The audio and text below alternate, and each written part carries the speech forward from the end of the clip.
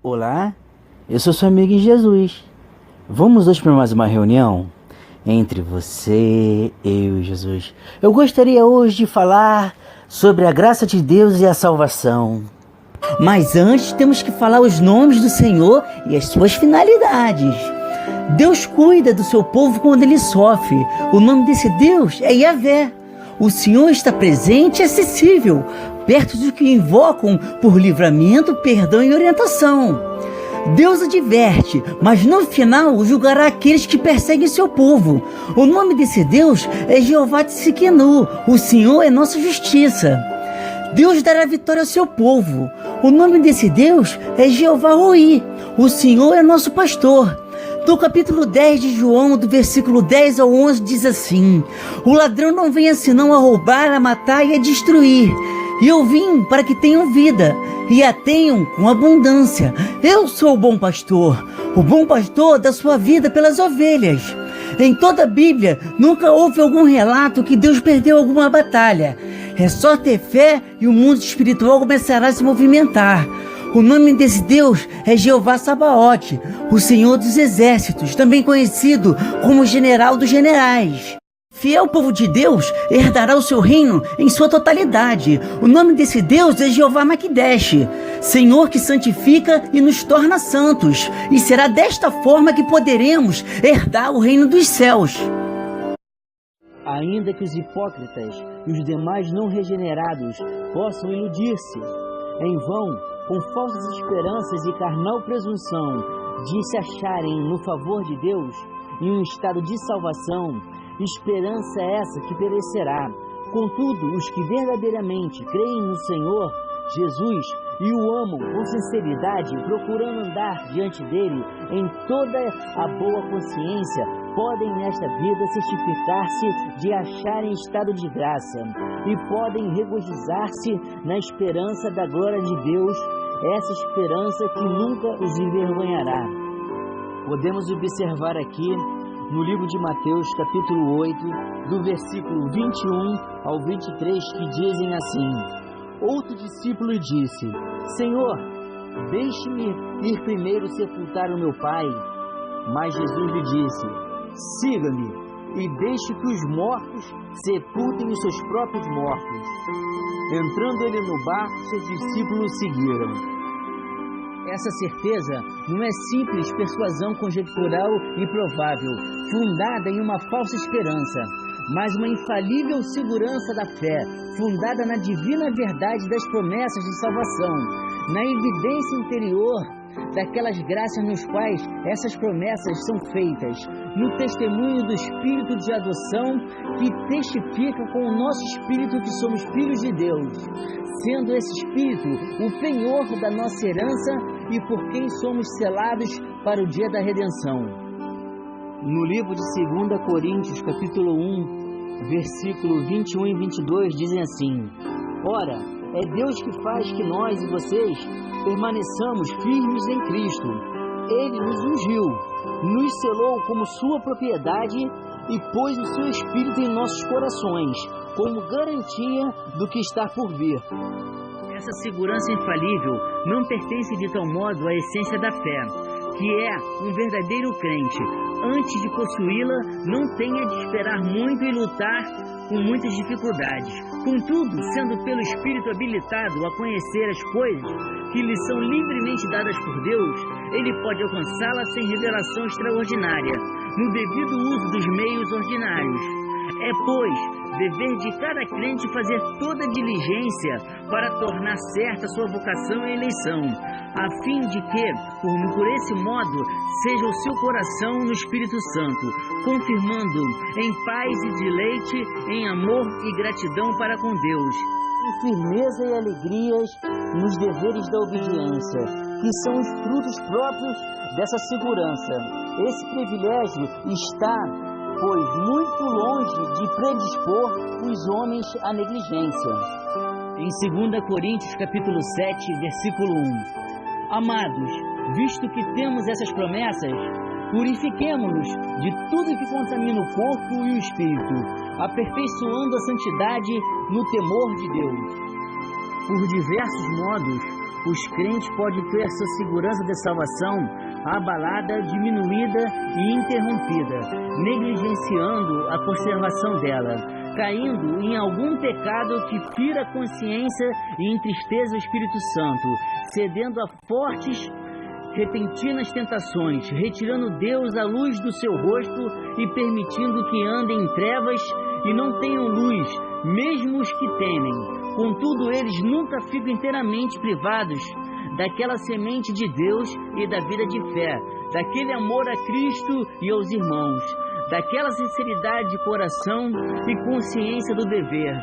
Dessas bênçãos, a certeza de salvação poderá, no tempo próprio, ser restaurada pela operação do Espírito e por meio delas, eles são, no entanto, suportados para não caírem no desespero absoluto.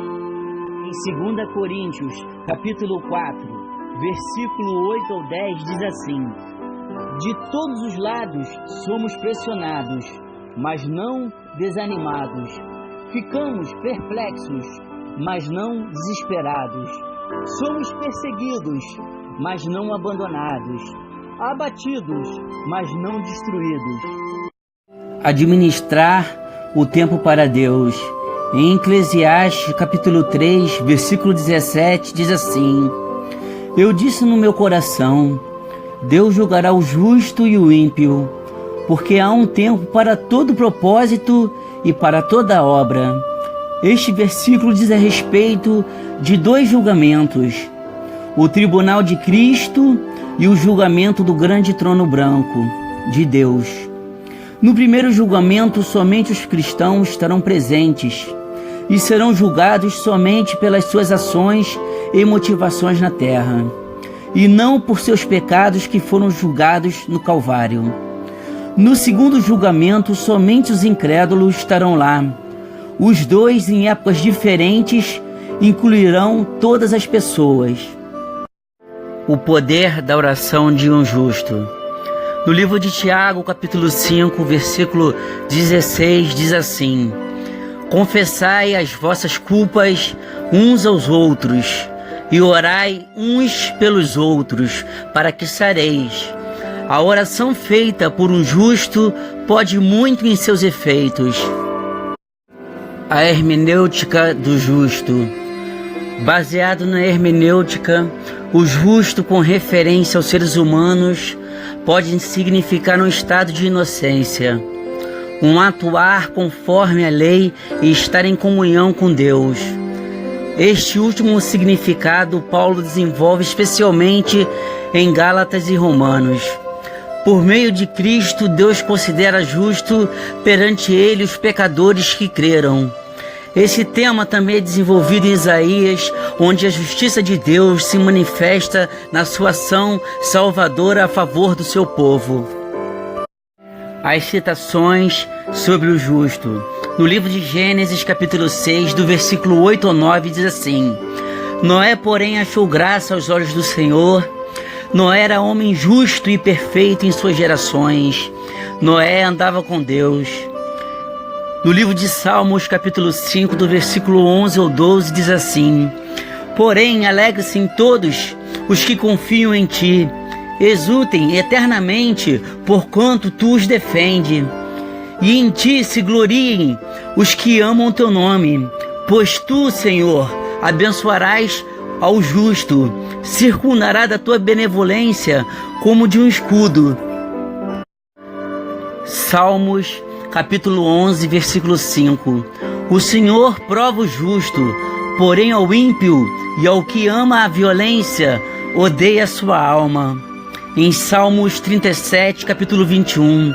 O ímpio toma emprestado e não paga, mas o justo se compadece e dá. Salmos 37, versículo 25. Fui moço e agora sou velho, mas nunca vi desamparado o justo, nem a sua semente a mendigar o pão. Salmos 37, versículo 29. Os justos herdarão a terra e habitarão nela para sempre. A comunhão com Deus. No livro de Gênesis, capítulo 2, versículo 15, diz assim: E tomou o Senhor Deus o homem e o pôs no jardim do Éden, para lavrar e o guardar. Em Romanos capítulo 1, versículo 17, porque nele se descobre a justiça de Deus de fé em fé, como está escrito, mas o justo viverá pela fé.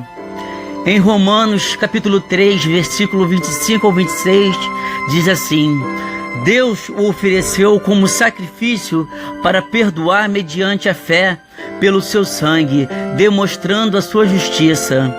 Em sua tolerância havia deixado impunes os pecados anteriormente cometidos, mas no presente demonstrou a sua justiça, a fim de ser justo e justificador daquele que tem fé em Jesus. O pedido de um justo. Em Filemão, no capítulo 1, do versículo 8 ao 10, diz assim: Por isso, mesmo tendo em Cristo plena liberdade para mandar que você cumpra o seu dever, prefiro fazer um apelo com base no amor. Na citação com base no amor, aqui revela a maneira como o apóstolo Paulo conduz e a todo cristão quanto a isso. Eu, Paulo, já velho e agora também prisioneiro de Cristo Jesus, apelo em favor de meu filho Onésimo, que gerei enquanto estava preso. Ei, meu filho Onésimo, essa é a primeira vez que o nome desse homem é mencionado, embora ele seja o motivo da carta. Sendo ele propriedade de Filemão, tinha fugido do seu dono para Roma numa distância de 1.500 quilômetros. E esse era um crime muito sério. Depois de chegar em Roma, esse escravo fugitivo, Onésimo, havia entrado em contato com Paulo, tendo entregado seu coração a Cristo. Em Filemão, no primeiro capítulo, do versículo 11 ao 14, diz assim: Ele antes era inútil, mas agora é útil, tanto para você quanto para mim. Porque não conhecia o Senhor, Onésimo não havia prestado um bom serviço a Filemão. Aqui neste versículo 11, apresenta o que só Cristo pode fazer: o inútil se tornar útil. Mandou-o de volta a você como se fosse o próprio coração. Onésimo estava voltando para casa e de fato entregando-se, que é o que deveria fazer uma vez aceitado Jesus Cristo. A súplica de Paulo feita a Filemão, que recebe de volta o seu antigo inútil e agora recebe o novo homem útil, na expressão como o seu próprio coração, é o mesmo como se fosse como meu filho. Deus deseja que desfrutemos do nosso trabalho. Em Eclesiastes capítulo 3, versículo 13, diz assim: E também que todo homem coma, beba e goze do bem de todo o seu trabalho. Isto é um dom de Deus. Comer, beber, trabalhar e desfrutar disso indica que o trabalho legítimo é obrigação do homem, mas não é o fim e nem o propósito de sua existência. A fé. Em Romanos 6, capítulo 6, versículo 6, diz assim: Pois sabemos que o nosso velho homem foi crucificado com ele, para que o corpo do pecado seja destruído, e não mais sejamos escravos do pecado, pois quem morreu foi justificado do pecado. Ora, se morremos com Cristo, cremos que também com ele viveremos. Em Romanos 6, versículo 11, diz assim: Da mesma forma, considerem-se mortos para o pecado, mas vivos para Deus em Cristo Jesus. Os frutos do Espírito. Quando entregamos nossas vidas a Deus, nosso Senhor, e nos mantemos longe do pecado, iremos desfrutar dos frutos do Espírito. No livro de Gálatas, capítulo 5, do versículo 22 ao 25, diz assim: Mas o fruto do Espírito é amor, alegria, paz, paciência, amabilidade, bondade, fidelidade, mansidão e domínio próprio. Contra essas coisas não há lei. Os que pertencem a Cristo Jesus crucificaram a carne com suas paixões e os seus desejos. Se vivemos pelo Espírito, andemos também pelo Espírito. As obras da carne. Quando não temos vida com Deus, sempre andaremos nos caminhos enganosos e não teremos uma vida totalmente restaurada. Temos que amargamente viver junto com as obras da carne.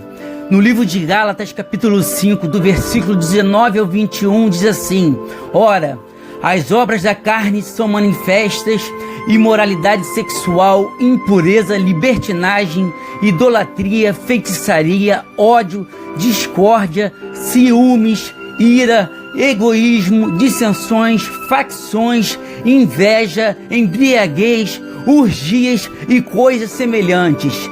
E eu os advirto que os que praticam essas coisas não herdarão o reino de Deus. A cereja do bolo.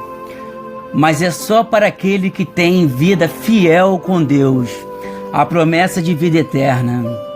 Em 1 João capítulo 2, do versículo 24 ao 25, diz assim: Quanto a vocês, cuidem para aquilo que ouviram desde o princípio permaneça em vocês. Se o que ouviram desde o princípio permanecer em vocês, vocês também permanecerão no Filho e no Pai. E esta é a promessa que Ele nos fez, a vida eterna. A importância da palavra de Deus.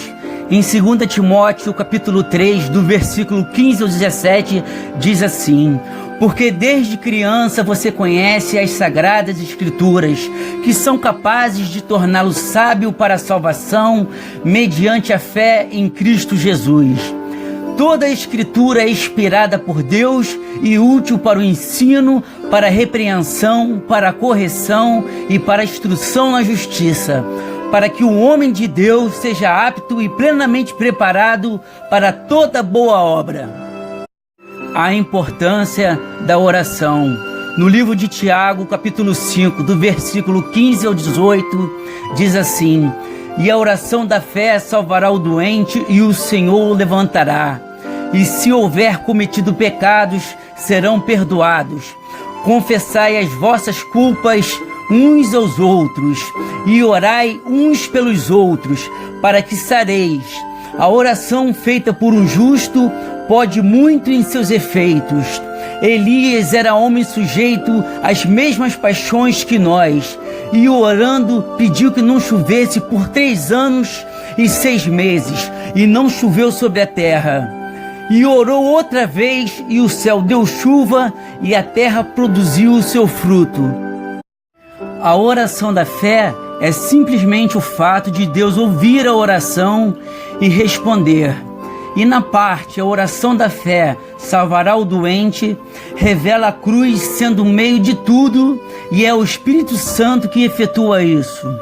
A cláusula incondicional, se houver cometido pecados, torna claro que nem toda enfermidade é resultado do pecado, embora alguns sem dúvidas sejam. Sendo o caso, o Senhor tanto curará como perdoará com base na fé. No versículo citado sobre o grande profeta Elias, que foi arrebatado em vida por Deus numa carruagem de fogo e que está sujeito às mesmas paixões, foi dito desta maneira sobre Elias pelo Espírito Santo, para que saibamos o que está ao alcance de Elias também está ao nosso alcance. Na parte em que Elias ora para que não chovesse por 3 anos e 6 meses, nos mostra o poder da oração, mas se orarmos segundo a vontade de Deus. O amor de Deus é infinito. Em João capítulo 3, do versículo 16 a 17, diz assim: Porque Deus amou o mundo de tal maneira que deu seu Filho unigênito, para que todo aquele que crê não pereça, mas tenha vida eterna. Porque Deus enviou o seu Filho ao mundo, não para que condenasse o mundo, mas para que o mundo fosse salvo por ele. A paz que Cristo deixou. No livro de João, capítulo 14, do versículo 26 ao 27, diz assim: Mas o Conselheiro, o Espírito Santo, que o Pai enviará em meu nome, ensinará todas as coisas e fará lembrar tudo o que eu disse. Deixo a paz, a minha paz lhes dou. Não a dou como o mundo a dá. Não se perturbem os seus corações e nem tenham medo. A paz que Cristo nos deixa é sem dúvida uma paz diferente da do mundo. Essa paz demonstra uma paz em meio às guerras, uma paz de domínio próprio quando somos provados, uma paz junto à mansidão, uma paz no perdão, uma paz em meio às tribulações, uma paz quando somos acusados. Essa é a paz que só aquele que crê na cruz e no que Jesus fez nela por nós pode ter. A cruz e Cristo. Hoje só é possível obtermos respostas de Deus e até mesmo enfrentar tribulações com a vitória garantida quando depositamos toda a nossa fé em Cristo e no que Ele fez por nós na cruz, na qual, para nos justificar, Jesus pagou um alto preço com seu sangue carmesim, nos lavando de todos os nossos pecados. E Cristo, que é a fonte de onde obtemos o perdão das feridas de nossas almas e a restauração por completa de todas as áreas de nossas vidas para os corações verdadeiramente arrependidos. Um ponto de fé e de esperança para a sua vida. Em 1 Coríntios capítulo 2, versículo 9, diz assim: mas como está escrito, as coisas que o olho não viu e o ouvido não ouviu e não subiram ao coração do homem, são as que Deus preparou para os que o amam. A importância do ID. No livro de Marcos, capítulo 16, do versículo 15 ao 16, diz assim: e disse Jesus: ide por todo o mundo, pregai o evangelho a toda criatura. Quem crê e for batizado será salvo, mas quem não crer será condenado.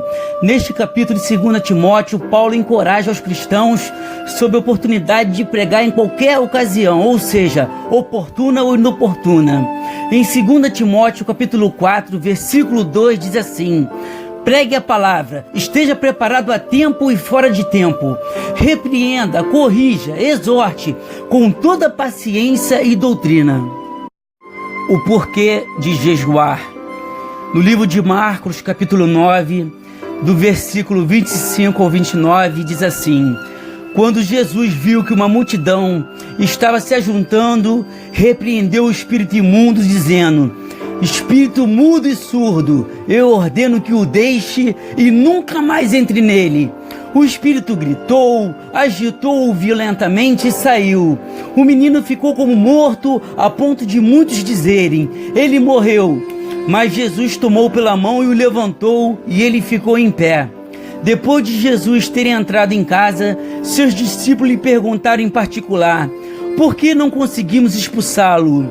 Ele respondeu: essa espécie só sai pela oração e pelo jejum. Entendimento eclesiástico para que a nossa fé não morra. Apesar de muitas das vezes no templo praticarmos o ato da boa vizinhança e querermos agradar ao pastor ou ao padre, temos que ter a convicção de que o cordão umbilical deve estar somente ligado na cruz e no que Jesus fez nela por nós. Muitos cristãos se perderam no meio da caminhada por causas que certamente Deus não foi e nunca será o culpado. As pessoas se baseiam nos pecados do homem, que já tem a sua tendência pecaminosa, e praticam seus pecados ocultos, onde Deus não coabita em meio desta situação.